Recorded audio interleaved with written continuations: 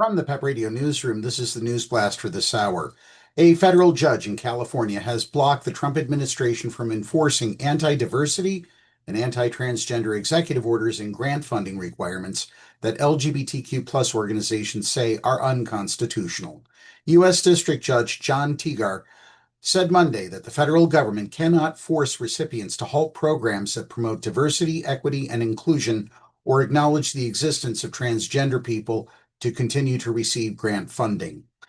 The order will remain in effect while the legal case continues, although government lawyers will likely appeal. The funding provisions reflect an effort to censor constitutionally protected speech and services promoting DEI and recognizing the existence of transgender individuals, Tigar wrote. He went on to say that the executive branch must still be bound by the Constitution in shaping its agenda, and that even in the context of federal subsidies, it cannot weaponize congressionally appropriated funds to single out protected communities for disfavored treatment or suppress ideas that it does not like or has deemed dangerous.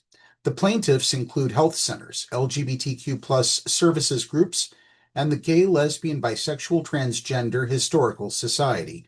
All receive federal funding and say they cannot complete their missions by following the president's executive orders.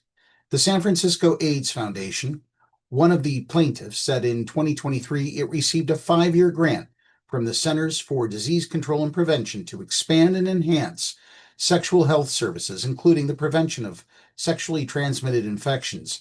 The $1.3 million project specifically targets communities disproportionately affected by sexual health disparities.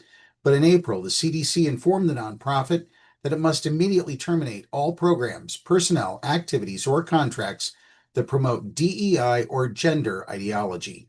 President Donald Trump has signed a flurry of executive orders since taking office in January, including ones to roll back transgender protections and stop DEI programs.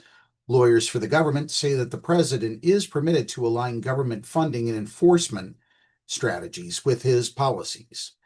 Plaintiffs say that Congress and not the president has the power to condition how federal funds are used and that the executive orders restrict free speech rights. That's the News Blast at this hour. If you watch our news videos on YouTube, please subscribe to the PEP Radio channel. Up next is the Meadville area weather forecast here on PEP Radio.